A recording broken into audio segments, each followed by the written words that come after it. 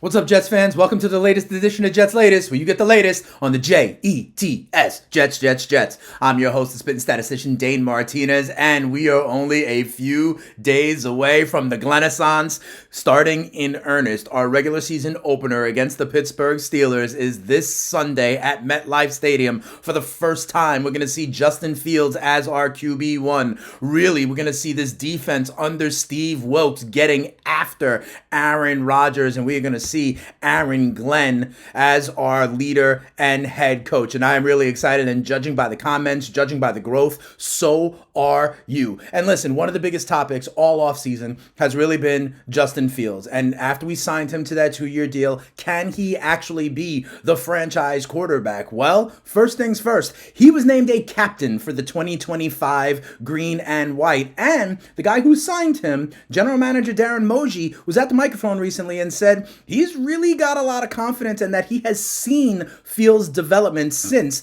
he has become a member of the Jets. Check out what he had to say. He goes, I would say his operation. I've seen him improve every day, and specifically this past week, I think we've seen really good rhythm out of practice with the offense. A balanced attack, some runs, some pass, but just the overall operation. Justin Fields' command, his leadership, obviously named a captain, so seeing that growth has really been good. We talked about it all the way back in OTAs, right? Some differences in his mechanics, the idea that he was always learning, the idea that he had that quiet confidence. We were talking about how Aaron Glenn and Tanner Angstrom wanted them to drink from the fire hose, right? And really understand this offense and this scheme. Wide receiver veterans like Josh Reynolds, who were in Detroit, saying that they liked the way Justin Fields is picking them up. And then, literally, remember that first drive against the Packers in the preseason? We saw the dual threat capability. The Jets have never had a dual threat quarterback like Justin Fields. That, along with his great offensive line, along with Breece Hall, Braylon Allen, even Isaiah Davis mixed in, are going to make, in my opinion, a top 5 run game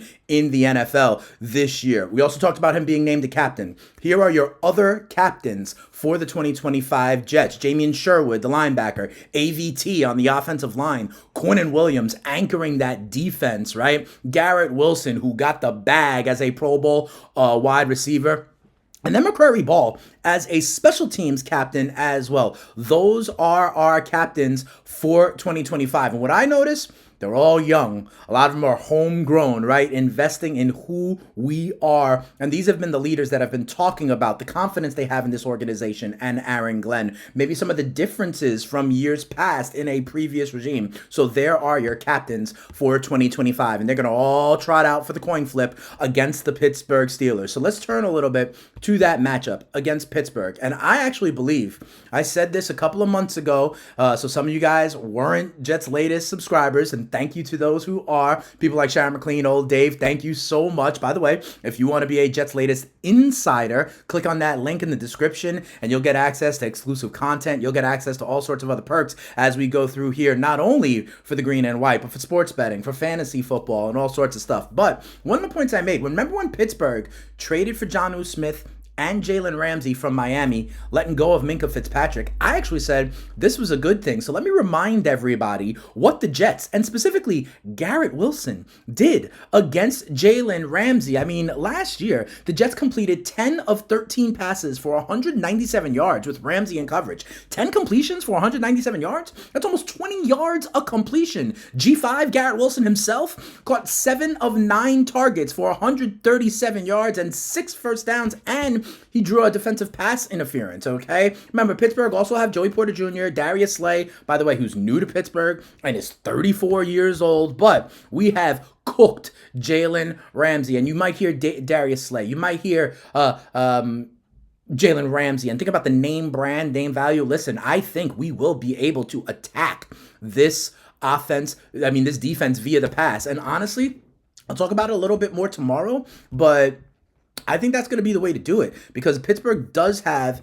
a good run defense, okay? So we'll see what Justin Fields and this passing core. And by the way, it's not just Garrett Wilson. I know we talk about the wide receiver too. I think that's going to be Josh Reynolds. I think we're going to see Arian Smith over the top a little bit. But remember, Mason Taylor out of the tight end position, Breece Hall out of the backfield, okay? The idea that we have options here, I actually think is an advantage for us against the Steelers on offense. And then when it comes to defense, honestly, I am so excited to see the young edge rushing duo under Steve Wilks, because Wilks is going to bring some linebacker pressure. We're going to have guys like Harrison Phillips helping Quinnen clog it up, and then these edge rushers, Jermaine Johnson and Will McDonald, are going to bring the heat. And I think everybody's in store. Everybody got to get ready. Will McDonald, I believe, is going to have another step and another breakout this year. Remember, he finished kind of with double-digit sacks last year, but he also had one of the better pressure rates in the entire NFL last year. Check it out. We see Micah Parsons, right? Okay,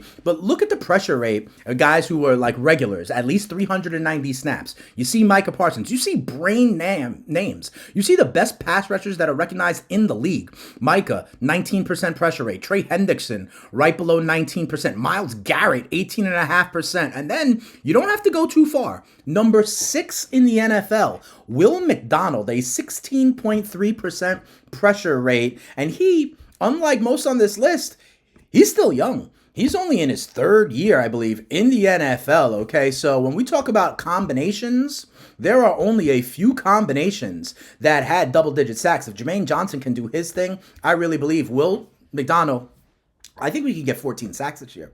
We might be able to get 15 sacks this year. This is going to be great. And then when you have that press man coverage led by Sauce on the back, right? This is what I believe is going to make for a very strong defense. And I think that will be an advantage against this Pittsburgh Steelers offense. Because remember, Aaron Rodgers is on the wrong side of 35. He's on the wrong side of 40. He is going to be running for his life. And the Jets defense will have a little bit extra, I think, to go ahead and get after him. So those are the things I wanted to talk about on this episode of Jets Latest. Remember, click on the link. You could be a Jets Latest insider. But thank you. Subscribe to the channel. Watch these videos. Like these videos. And you only got a little bit more time. Tell a Jets fan friend to tell a Jets fan friend, because this channel, along with the green and white, are going to go to the moon this season. And by to the moon, I mean to be an organization and a team we could be proud of, we could represent, and we know is on the way up. By the way, let's talk about some of the things that you have said, because I see your guys' excitement is palpable in the comments. Sovereign Paradox says, our tight end squad, adding Jelani Woods, will impact the offense, especially when having a 2 tight end set, when we go maybe 12 personnel, right? Chip block the end rushers and be able to go out on a route. Breece Hall also coming out of the backfield. Opponents' linebackers, he says, are going to go crazy on who to stick. So Fields has many options. I agree with you, Sovereign Paradox, and that's why this quote-unquote wide receiver 2, I think, is not as important, because we will have options. Old Dave, shout out to Old Dave 1000, says Jets brass seems to be serious about draft and keep their own. Every draft pick made the team. Draft people you believe in and develop them. Remember, that's why we got young guys in free agency. Aaron Glenn wants to build a culture. And so guys that we drafted that are coming in the door that we get to train, develop, build together. That is the way we turn this around in a Glennaissance. Old Dave, shout out to you as always. Go Jets, Jets, Jets, Jets. And then, listen, MG8812 says, bro, I'm very excited. The haters are in for a big surprise. This Aaron Glenn team is going to compete every second, every play. I agree. That's the culture we have been talking about, right? That's going to give them a chance to win. I believe they're going to win a ton of games this year. He goes, I want to point out that Fields was the number 1 quarterback wide receiver duo with DJ Moore back in 2023. He goes, even though he missed time with the injury, I expect Fields and Wilson to have good results. He says, as the O-line continues to gel up, we'll be a very tough team to deal with offensively, and we'll see the best of Justin Fields. Be there. Go Jets. Thank you so much to MG8812 and to everybody. The excitement is real. Okay, and we don't have to wait much longer. We are less than a week away from week 1. I will say this, everybody. We have a lot of reasons for optimism. We look good on paper. We have a coaching staff I think we can believe in. We have an organization I think that are doing things the right way. However, don't be impatient. This is a young roster, a new regime, a developing culture, one of the second youngest roster in the NFL. And quite frankly, our first 3 games make up half the games all year that we got to play against playoff teams in Pittsburgh, Buffalo, and Tampa Bay.